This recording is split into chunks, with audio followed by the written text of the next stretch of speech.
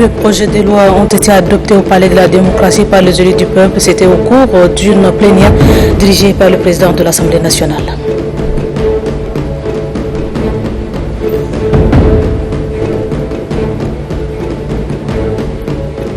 N'Djamena abrite la rencontre des chefs d'état-major généraux de la CVLT. Des questions liées au renforcement de la sécurité dans la région CVLT ont été au centre de préoccupation des hommes en pays.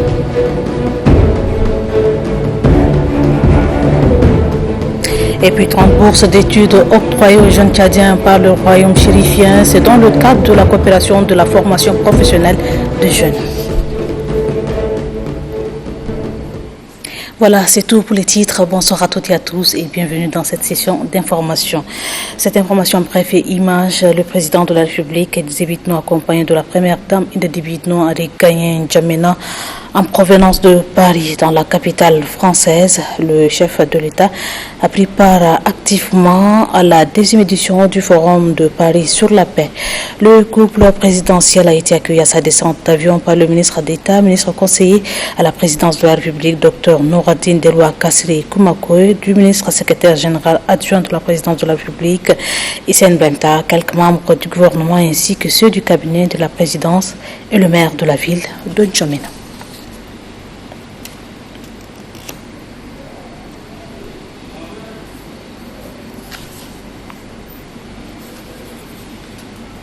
Je le disais, les députés ont adopté ce matin à l'hémicycle deux projets de loi. L'un porte sur la réglementation de la commercialisation, de l'utilisation et des substances du lait maternel et des aliments et l'autre porte sur le mécanisme de lissage des prix et de la production. La plénière a été dirigée par le président de l'Assemblée nationale, Haroun Kabati. Youssouf Abdourman, Alikat.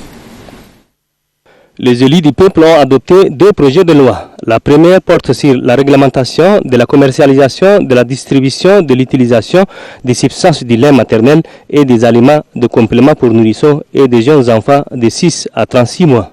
Cela va contribuer à assurer une alimentation adéquate et sans danger aux nourrissons et aux jeunes enfants. Il a été adopté par 148 voix.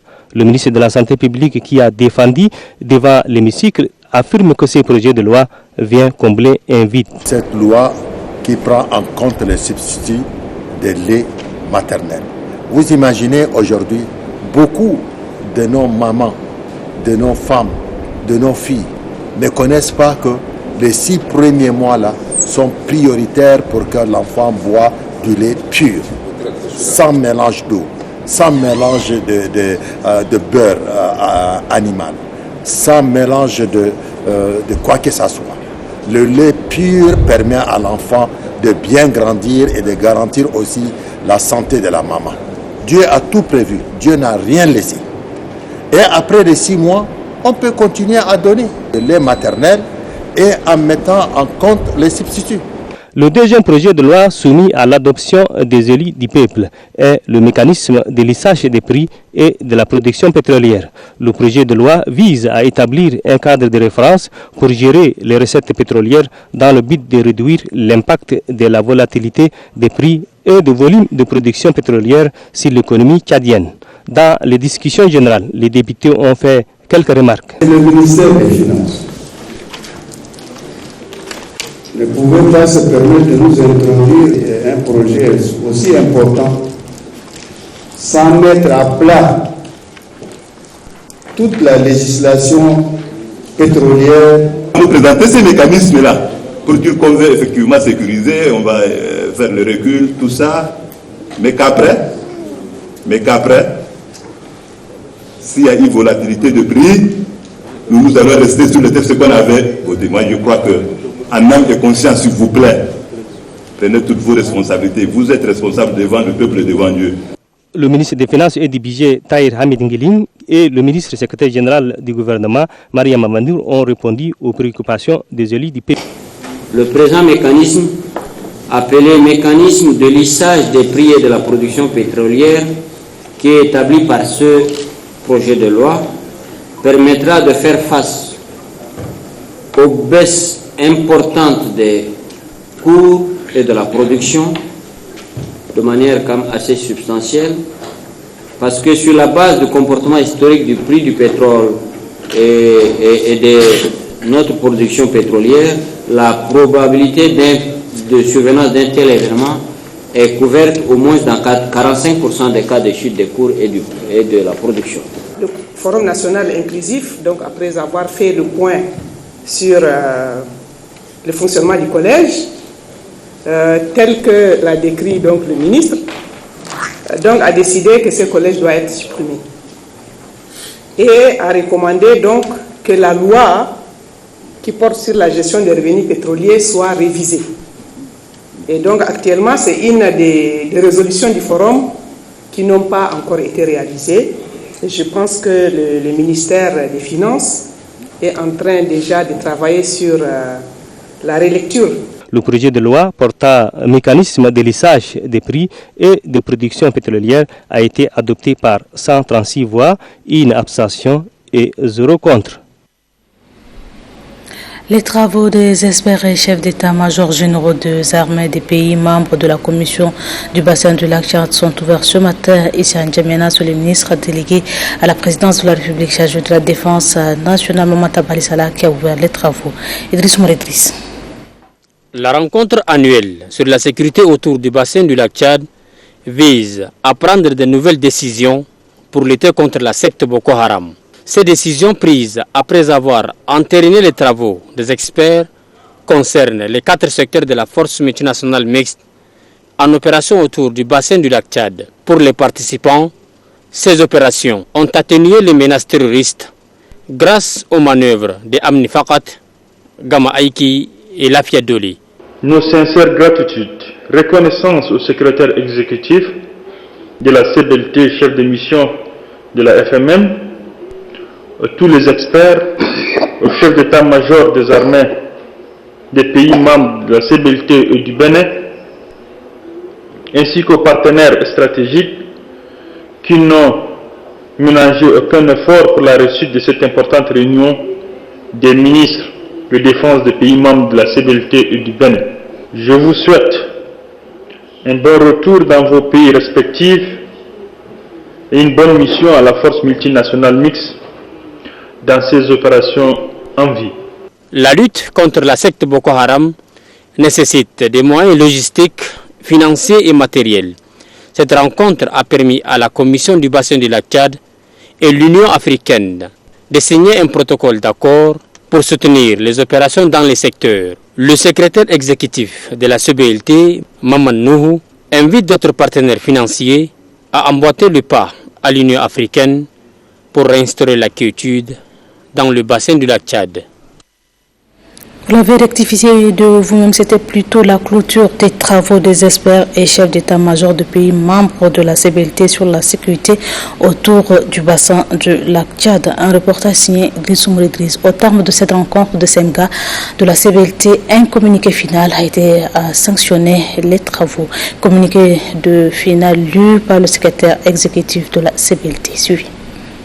Le point de situation des activités de la FMM présenté par le commandant de la FMM a particulièrement retenu l'attention des ministres. Ces opérations ont connu un réel succès malgré les difficultés rencontrées. Pour parachever le mandat de la mission, l'effort de la guerre mérite d'être soutenu par les pays contributeurs de troupes avec l'appui appréciable de l'Union africaine ainsi que les différents partenaires. Les ministres de la Défense ont également procédé à la revue de soutien additionnel que l'Union africaine apporte à la FMM et ont entériné les contrats signés relatifs au ISR, C3IS et la mobilité aérienne. Tout en exprimant leur gratitude à la Commission de l'Union africaine et aux différents partenaires pour le soutien constant qu'ils apportent à la mission, les ministres ont exhorté l'Union africaine à œuvrer activement en vue de l'extension de l'accord de contribution de l'Union européenne au-delà de la date butoir du 31 décembre 2019. Au terme de leur contribution, qui se sont déroulées dans une ambiance fraternelle et conviviale, les ministres de la Défense des pays contributeurs de troupes ont vivement remercié son Excellence M. Idriss Déby Itno, président de la République du Tchad, pour le haut accord qu'il a bien voulu marquer afin que cette réunion se tienne à N'Djamena. Faite à N'Djamena le 15 novembre 2019. Le ministère délégué à la présidence chargée de la défense nationale et de la sécurité à travers le projet d'appui à l'amélioration de la sécurité intérieure au Tchad de concert avec l'Union européenne a organisé ce matin un séminaire de restitution des travaux de l'élaboration des outils de conception, d'organisation, mission et suivi évaluation de la politique nationale de formation de forces de sécurité intérieure. Le point avec Apolline Kani. Le projet d'appui à l'amélioration de la sécurité intérieure au Tchad est la concrétisation du partenariat entre l'Union européenne et le gouvernement tchadien en matière de sécurité. Le PACIT est désormais connu et reconnu pour son niveau de performance à travers plusieurs projets réalisés en matière de logistique, de ressources humaines et d'infrastructures au profit de la police nationale, de la gendarmerie nationale, de la garde nationale et nomade du Tchad. Ces travaux sont la suite logique de ceux entrepris dans le cadre de l'élaboration des textes relatifs à la politique nationale de formation des 3 forces de sécurité intérieure. Cette politique vise à former selon une approche métier, garantir la pérennité de l'employabilité et porter effort sur la formation initiale. La politique nationale de formation va valoriser le potentiel humain que représentent les femmes et les hommes qui servent au sein des forces de sécurité intérieure. Aussi, ces hommes doivent-ils répondre aux attentes de la population en matière sécuritaire, de s'adapter à l'évolution de la criminalité et de s'aligner sur les standards européens, voire internationaux. L'ambition et l'objectif de ce projet est de concilier la population et les forces de sécurité intérieure par l'amélioration de leur image, mais également par la reconnaissance de leurs compétences. Le représentant de la délégation de l'Union européenne, Frédéric Materne, a relevé que son institution appuie depuis quelque temps la sécurité pour se mettre au service de la population tchadienne. Selon le directeur général adjoint de la police nationale, l'accroissement de la capacité opérationnelle mérite d'être salué. C'est là tout l'enjeu des politiques nationales de formation qui s'inscrivent en cohérence avec le plan national de sécurité intérieure qui prescrit une professionnalisation accrue des forces de sécurité intérieure, une réorganisation des dispositifs de formation ainsi que la préparation de l'encadrement intermédiaire aux missions d'animation et de contrôle. Cette politique nationale de formation permet de forger l'identité professionnelle des 3 forces, de développer leur autonomie, leur responsabilité et aussi d'amener les futurs professionnels à réfléchir sur leurs choix et leurs pratiques. La ministre de la Production, de l'Irrigation et des Équipements Agricoles a clos ce matin les assises portant sur l'analyse et l'information des zones de risque et des populations en insécurité alimentaire et nutritionnelle. Durant 10 jours, les participants composés des cadres du département en charge de l'agriculture et ceux de la FAO ont identifié et classé les zones à risque selon l'échelle de classification. Founaïta Dramon, Josiane. Penser à la sécurité alimentaire, c'est penser au développement durable. Raison pour laquelle la tenue de cet atelier d'analyse et d'information des zones à risque et des populations en insécurité alimentaire et nutritionnelle, utilisant l'outil cadre harmonisé par la FAO, aux éventuels problèmes que courent les zones à risque et les populations. Pour ce faire, un résultat provisoire est ici présenté. Un nombre important de populations a été identifié comme étant à risque d'insécurité alimentaire et nutritionnelle, qui sera prise en charge. Selon Mohamedou Mansour Ndiaye, représentant de la FAO, les informations fournies indiquent que le reste du travail implique tout le monde. Quant à Sali Haidok, représentant du Programme alimentaire mondial, cet effort conjoint de la cellule nationale d'analyse permet une compréhension plus approfondie de l'état de la sécurité alimentaire et nutritionnelle au Tchad, pour mieux appuyer le gouvernement.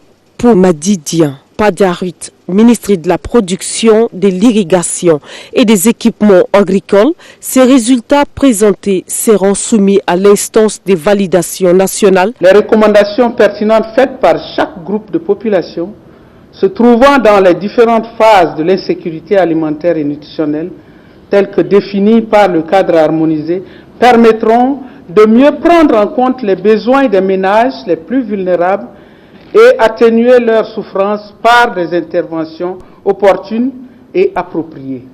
Le cadre harmonisé est un document d'aide qui compile des informations collectées sur la situation alimentaire et nutritionnelle. Comme on parle de sécurité alimentaire, rendons-nous au village Rome, une localité située dans la commune du premier arrondissement de la ville de N'Djamena. Là-bas, l'administrateur délégué de la commune du premier arrondissement, David Durand, pratique des activités agricoles. Il dispose de plus de 400 hectares. Le point avec Angal Toklok. L'appel lancé à la population par le président de la République Idrissa Déby Itno afin de retourner à la terre nourricière pour booster l'économie nationale a un écho favorable. Ainsi, bon nombre de Tchadiens ont pris conscience. De ce fait, le village Rome, situé au bord du fleuve Chari, où vivent en harmonie plusieurs communautés tchadiennes, en est une terre arable.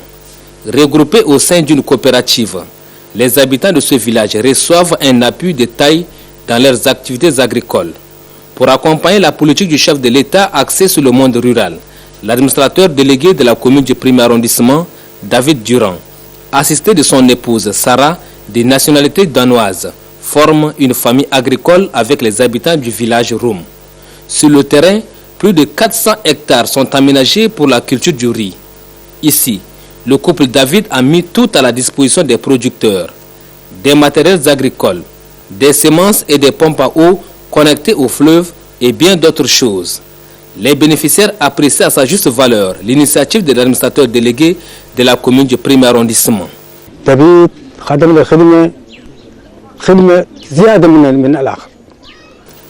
fournit un travail inlassable tous les ans. Il dispose de plus de 400 hectares d'espace cultivable. Il utilise plus de 37 fûts de gasoil pour alimenter ce champ. Cette année, je me réjouis de son initiative. Avec ce qu'il fait, cela constitue une main-d'œuvre pour les jeunes du village Roum. Cette année, la récolte a été très bonne.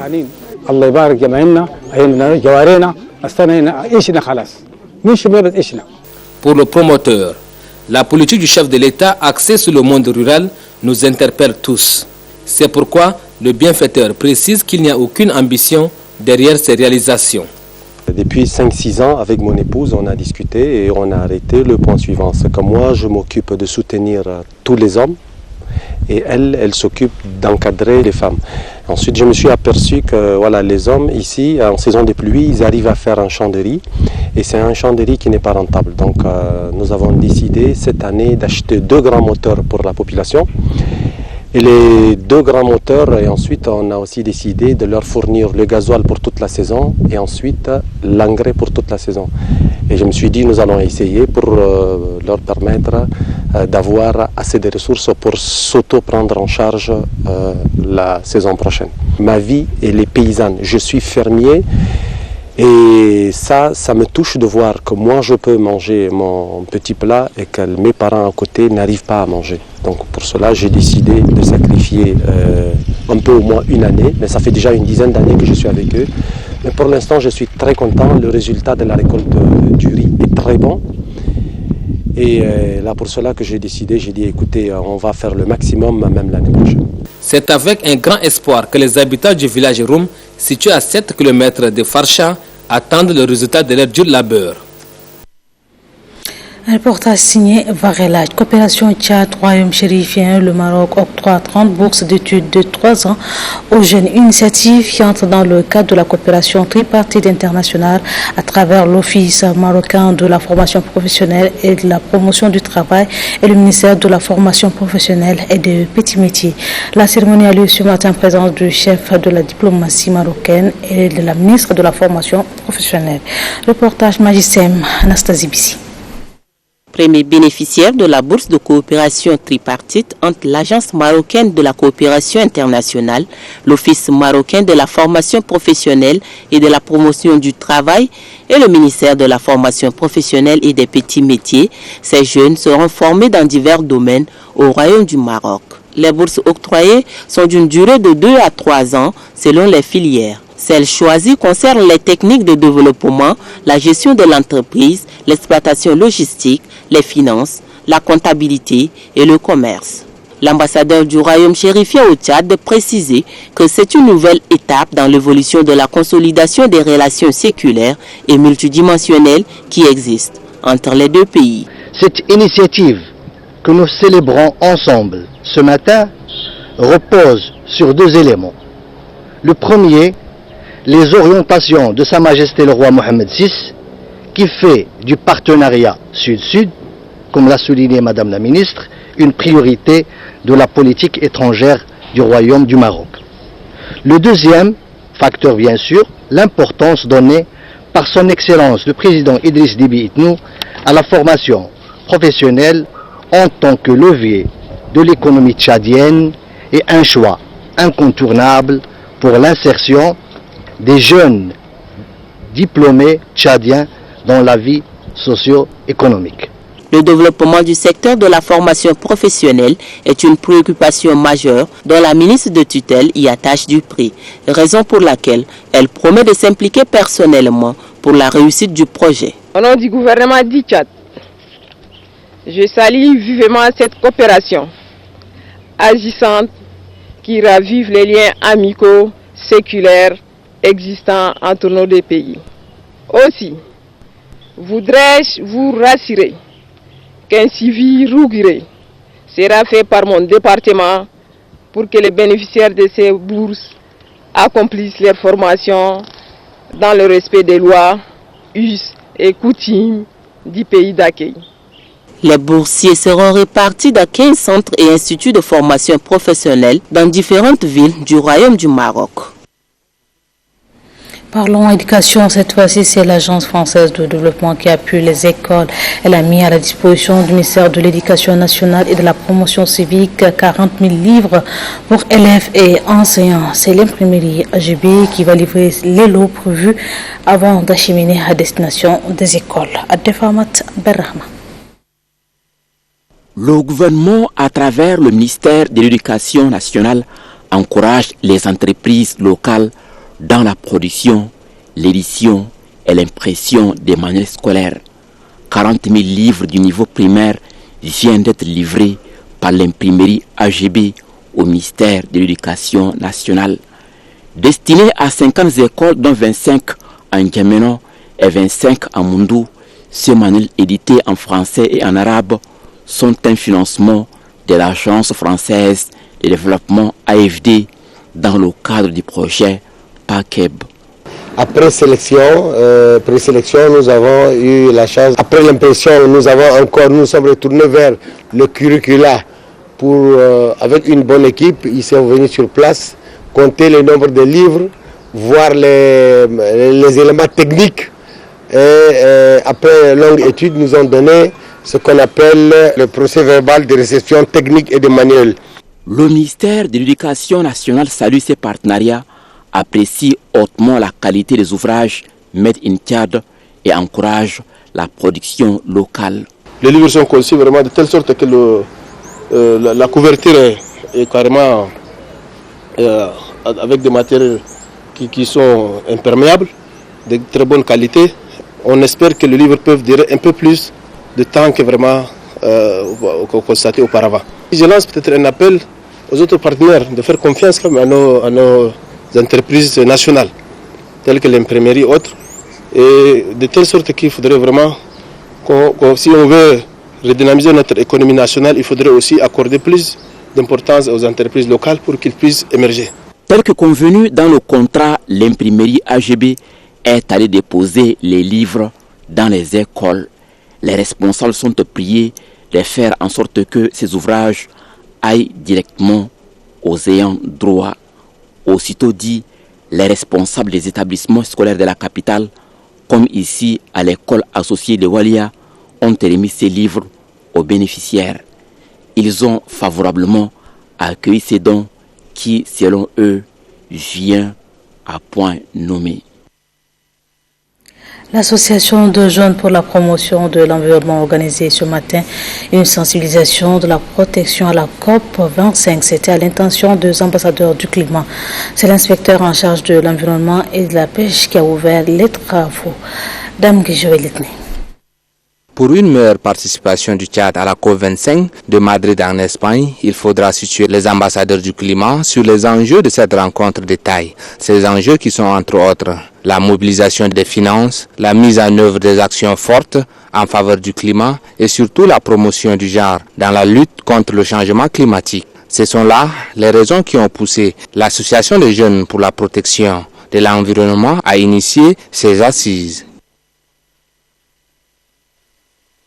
Pour sensibiliser les jeunes, la masse, pour comprendre l'enjeu et s'engager, s'impliquer pour que notre voix puisse porter, pour que la COP25 soit vraiment la COP des actions et que nous puissions voir les effets ou bien les impacts sur le terrain. L'initiative de cette association Prélude à la COP25 est vivement saluée par le ministère en charge de l'environnement. Il vous souviendra que le 23 septembre dernier, ces actions ont été annoncées au sommet climat le 23 septembre à New York par la haute hiérarchie, en l'occurrence le président de la République Idriss Déby Itno, qui avait annoncé les mesures les plus concrètes que le Tchad s'engage à faire de ses propres moyens en attendant l'aide extérieure. À l'issue de cet atelier, les participants seront outillés sur les techniques de plaidoyer et l'élaboration des projets novateurs pour faire face au changement climatique. Clôture de l'atelier de restitution des conclusions de l'étude sur l'évaluation des besoins en formation de forces de défense et de sécurité en matière de genre et droits de l'homme dans l'espace G5 Sahel. C'était cet après-midi. Le point avec Mariam Hassanissine. La lutte contre l'extrémisme violent et les violences basées sur le genre ont été passées au pain fin au cours des travaux. Les participants ont au cours de cette rencontre élaboré des stratégies efficaces. Il s'agit entre autres la sensibilisation de la population sur les enjeux liés à la situation de radicalisation basée sur les violences des droits de l'homme. Durant ces 2 jours, on a quand même reçu un enseignement très riche, très qualitatif et on a partagé des expériences assez pertinentes. Et je ne finirai pas mon propos sans souhaiter que l'école de maintien de la paix capitalise toutes les informations reçues à l'occasion de cet atelier afin de pouvoir produire des modules beaucoup plus adaptés.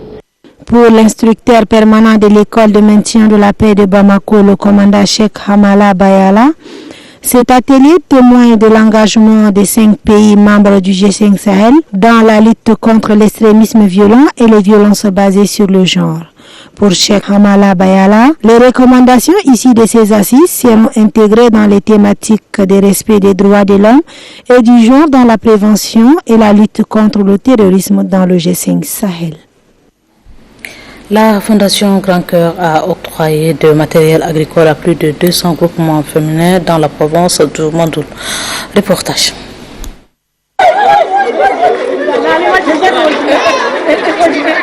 Par ordre, 168 femmes membres des groupements et associations désormais outillées en savoir et en matériel agricole sont rendues capables de se prendre en charge et contribuer à l'essor de leur province par la Fondation Grand Cœur.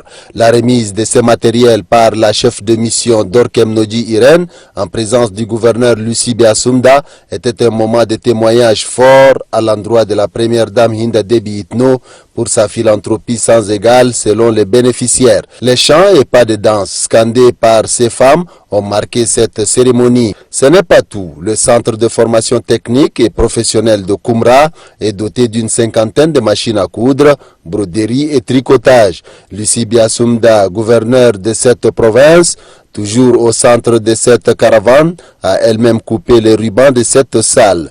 Par cet acte, la Fondation Grand Cœur pense à améliorer la situation des jeunes, des femmes et personnes en situation de handicap du Mandoul. L'une d'entre elles, très intéressée par la broderie, n'a pas contenu ses émotions. Merci la première dame parce qu'elle nous a donné ces machines.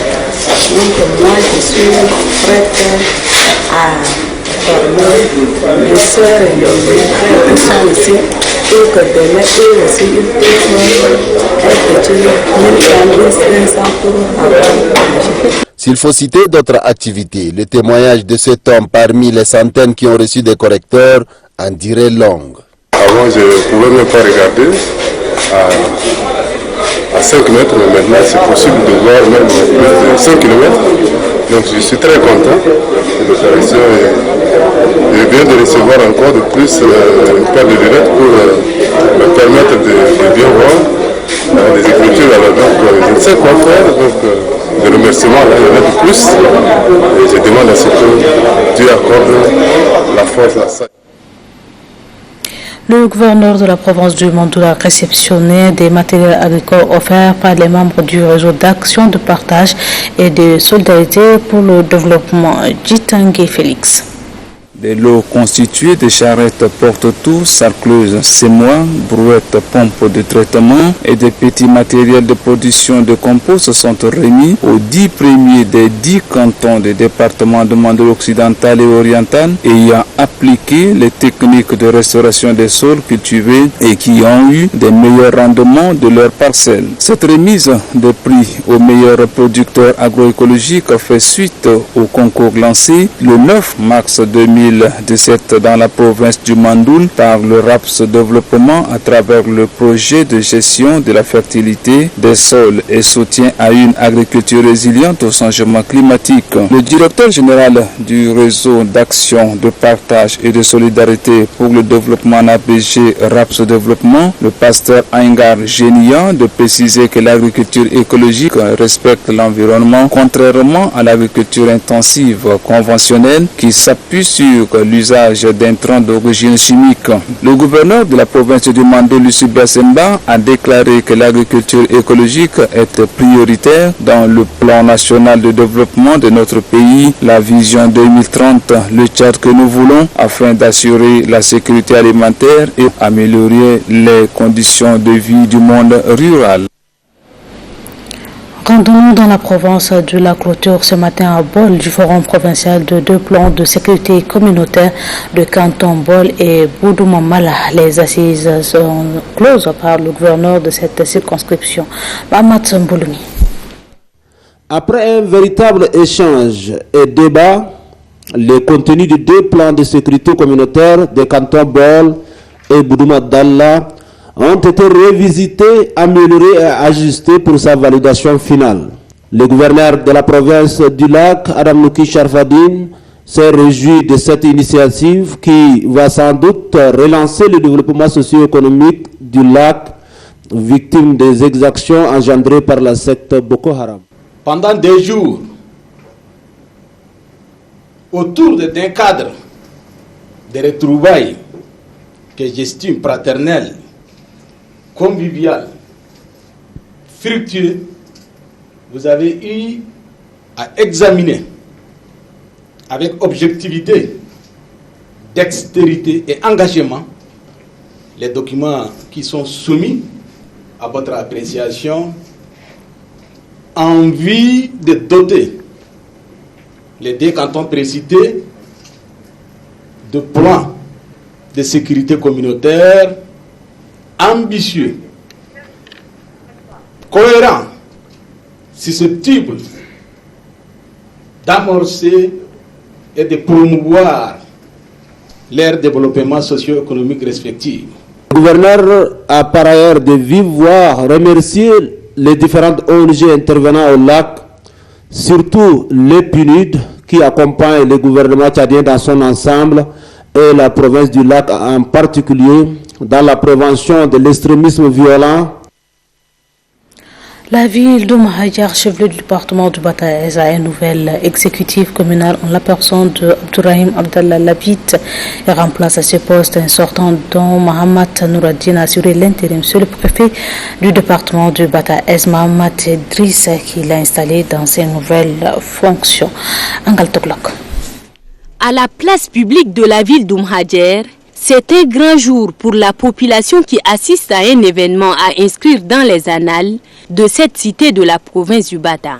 C'est une mobilisation quasi générale de la population à cette cérémonie, marquant l'installation du nouveau maire de cette commune, Abderrahim Abdallah Labit. Cette nouvelle autorité municipale s'installe officiellement en lieu et place de Mohamed Nouradine Dahab qui a assuré l'intérim.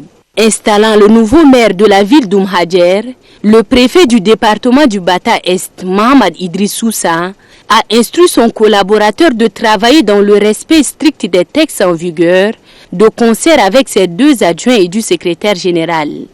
Pour le nouvel exécutif, les défis qui attendent son équipe se déclinent en 4 points, à savoir l'électrification de la ville, la satisfaction des besoins en eau potable, l'assainissement de la ville et la bonne gouvernance. Pour l'atteinte de ces objectifs, Abderrahim Abdallah Labit sollicite la contribution de la population de la ville d'Oumahadjar. Dans le département du Bata-Ouest, le préfet Fatima Boukar Kosei sensibilise les parents sur l'éducation des enfants et filles. Dans le cadre de l'opération L'école d'abord, le préfet s'est rendu à Berny, chef-lieu du canton Médégo. Mamata Djibrinalou.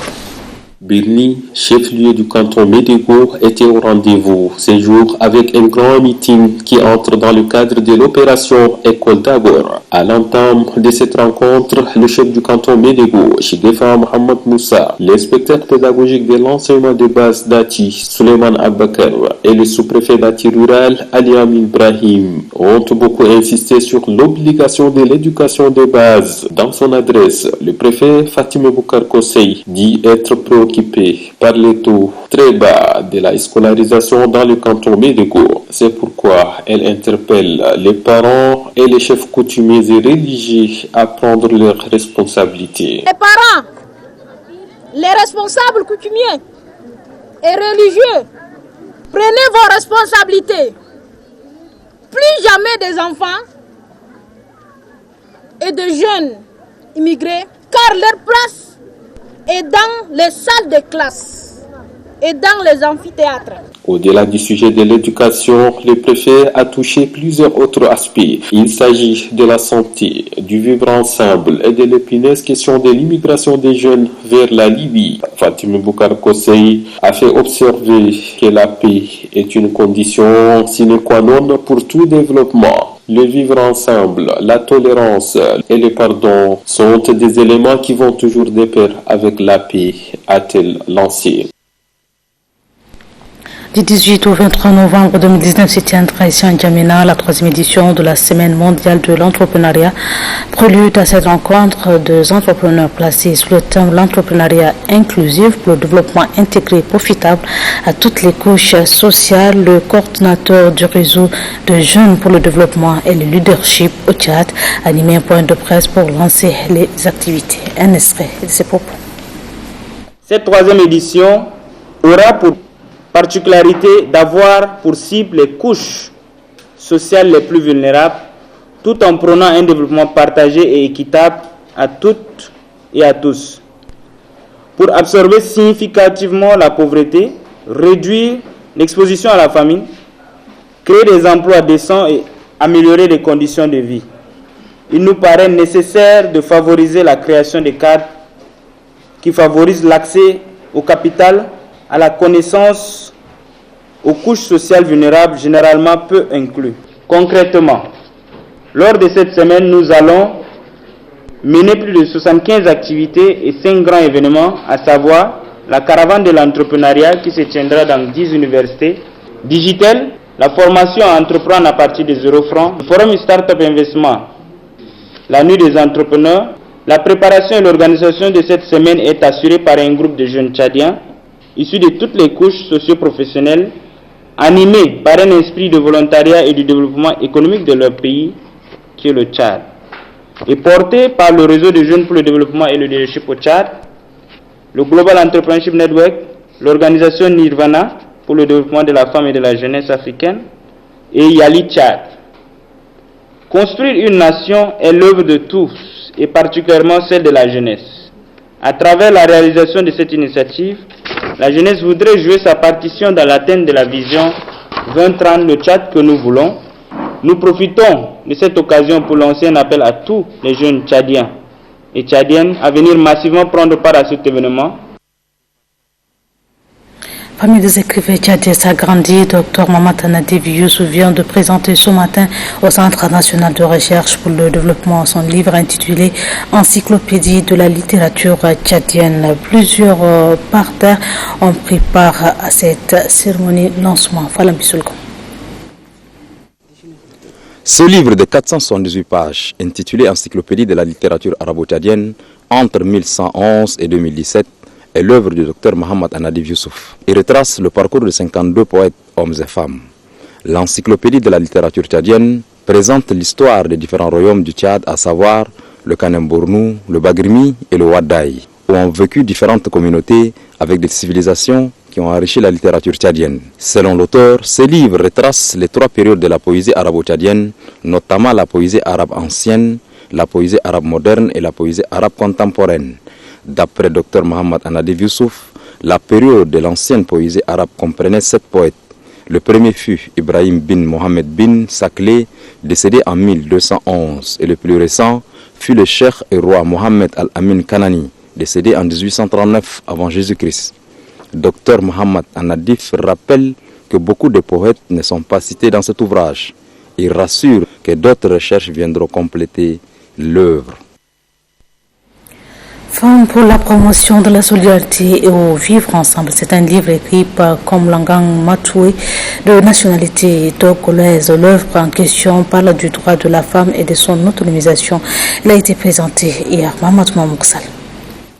Femmes pour la promotion de la solidarité et du vivre ensemble, c'est le titre du livre écrit par Komlangang Mamoutoué d'Almeida. Cet ouvrage de 236 pages subdivisées en plusieurs parties traite de la question du vivre ensemble en se focalisant sur la promotion du renforcement des valeurs de fraternité, de solidarité et de diversité. Porter et apporter surtout un savoir-faire dans leur métier d'artiste, dans leur message, à travers les médias, les hors médias, à travers différents supports. Ils ont véhiculé des messages aujourd'hui qui touchent certaines couches vulnérables. Comme Langang Mamoutoué d'Almeida dit dédier cet ouvrage à 12 femmes qui se battent pour la liberté et l'autonomisation de la femme dans le monde, en l'occurrence la réalisatrice tchadienne du film Swat, Yasmine Abdallah, lauréate du prix Telali Awards 2019. Je cherche des thématiques, des thèmes qui sont à la une, comment faire pour résoudre un problème. Je ne lève pas un bon matin, je prends mon stylo, j'écris, mais je m'inspire de ce qui se passe. Qu'est-ce qu'il faut faire en tant qu'artiste pour réunir tout ce beau monde? Qu'est-ce qu'il faut faire? Et c'est comme ça que je me réveille et puis je fais. Je n'attends pas rester chanter seulement pour l'amour, mais je chante toujours pour la paix. Le présent ouvrage est le 10e du genre pour cet auteur togolais comme Langang Mamoutoué d'Almeida. Homme politique, il a été à plusieurs reprises ministre dans les 2 régimes de son pays. C'est diplômé de 3e cycle en communication de l'université de Sorbonne à Paris en France, totalise 35 ans d'expérience dans le domaine. Le groupe musical français dénommé Cartoir Yako animé une conférence de presse avec les journalistes. Il a été question de changer sur les activités qu'ils organisent pendant 2 jours dans la capitale tchadienne. Christelle Kalendana.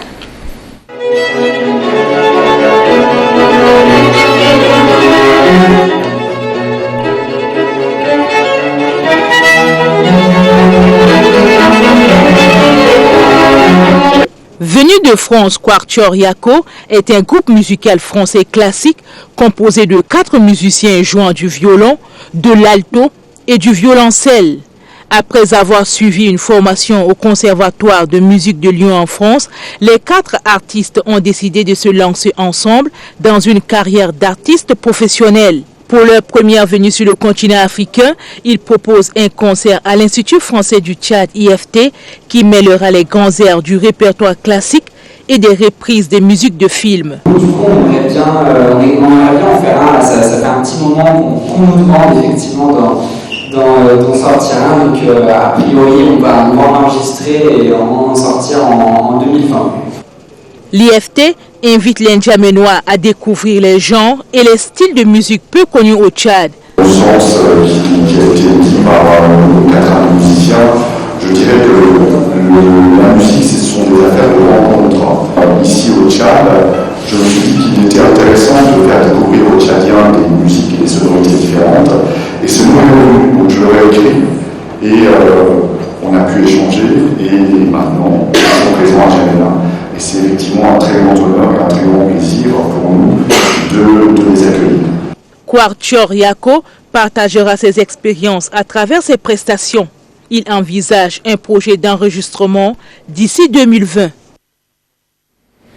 Le président du Conseil supérieur des affaires islamiques du Tchad a reçu le nouveau directeur de l'Organisation internationale pour la prédication islamique pour l'Afrique de l'Ouest. La coopération dans le domaine religieux entre ces 2 institutions a été au centre de la rencontre. Mohamed Suleiman. Le nouveau directeur de l'Organisation internationale pour la prédication islamique de l'Afrique de l'Ouest, Dr Mohamed Ishaq Mohamed Abdoulaye, est en visite de courtoisie au Tchad. Conformément à son programme, il s'est rendu au siège du Conseil supérieur des affaires islamiques du Tchad pour échanger avec les religieux. Il a été reçu par le président du Conseil supérieur des affaires islamiques du Tchad, Cheikh Mohamed Khatir Issa. Les deux responsables religieux sont entretenus sur les relations qui existent entre ces 2 organisations religieuses.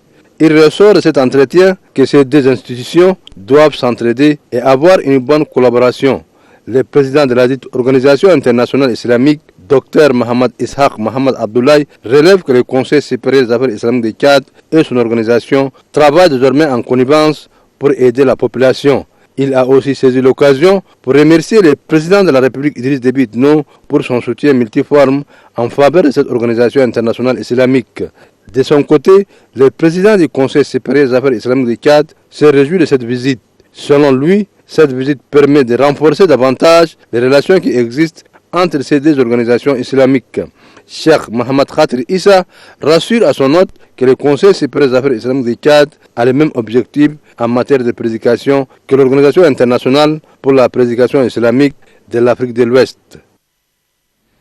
Une mission de l'Église catholique du Tchad conduite par Monseigneur Edmond Djitangar se trouve à Mao, chef-lieu de la province du Kanem.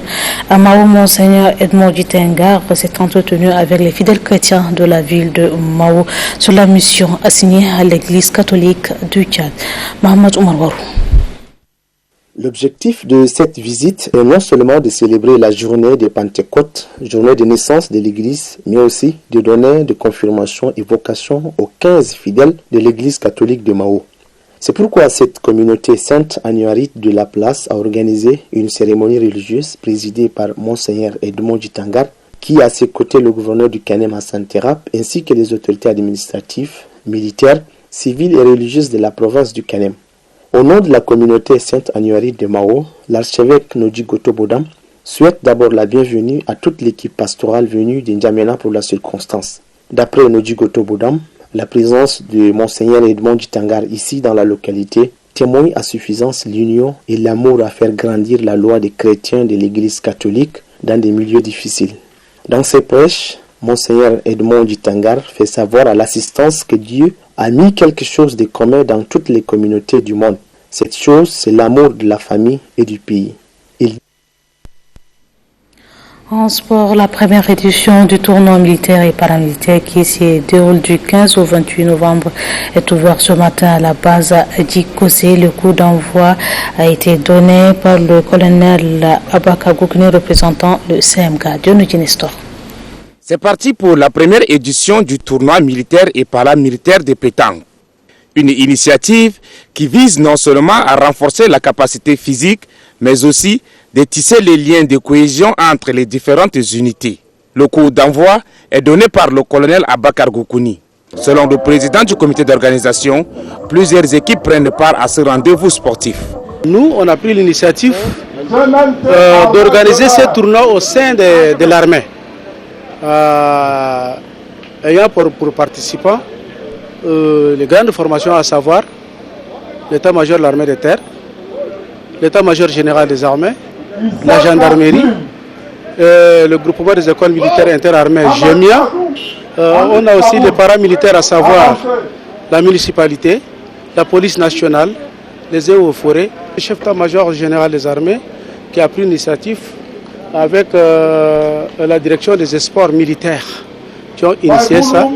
Et c'est comme ça qu'on s'est mis à l'œuvre pour qu'aujourd'hui qu'on commence le début de ce déroulement. Le commandant Abdoulaye Dikwa invite les acteurs à la culture de l'esprit du fair play pour la bonne marche du tournoi. Cette compétition, qui commence ce 15 novembre 2019, prendra fin le 28 novembre prochain. Puis les fidèles musulmans du département de Mangalmi ont organisé une cérémonie à l'occasion de la naissance du prophète, paix et salut soit sur lui.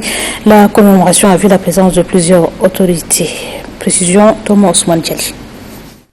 Une foule constituée des autorités administratives, militaires et civiles, les chefs traditionnels et religieux, les imams et d'autres invités en provenance d'Ngamena, Abéché, Umhadjer, tous venus marquer de leur présence la cérémonie commémorative marquant la naissance du prophète de l'islam, Mohammed, paix et salut soit sur lui. L'un des plus grands événements célébrés par la communauté musulmane, Cheikh Hassan et Cheikh Achérif Abakar ont orienté les fidèles sur la naissance et la vie du prophète Mohammed, paix et salut soit sur lui. Le président du comité islamique du département de Mangalmi, Cheikh Moussa Ali, a mis l'accent sur le comportement, les qualités et le mode de vie du prophète Mohammed, paix et salut soit sur lui. Le sous-préfet de Mangalmi, Matar Abdel Mahmoud, représentant le préfet, félicite le comité d'organisation et le Conseil supérieur des affaires islamiques, section Mangalmi, pour l'organisation de cet événement. Il a remercié le chef de l'État Idriss Déby Itno de son engagement dans la consolidation de la paix et la sécurité retrouvée. Matar Abdel Mahmoud demande également aux fidèles d'implorer le Tout-Puissant Allah pour que règne la paix aussi longtemps que possible dans ce pays. Il n'a pas manqué de les exhorter à l'éducation des enfants, le respect de la hiérarchie et l'appui aux autorités pour le développement durable. La lecture du livre saint, les prêches et les prédications ont été les moments forts de cette cérémonie commémorative. Et sur ce, c'est la fin de cette édition. Merci à vous. Très belle soirée à toutes et à tous. Bonsoir et à très bientôt, Inch'Allah.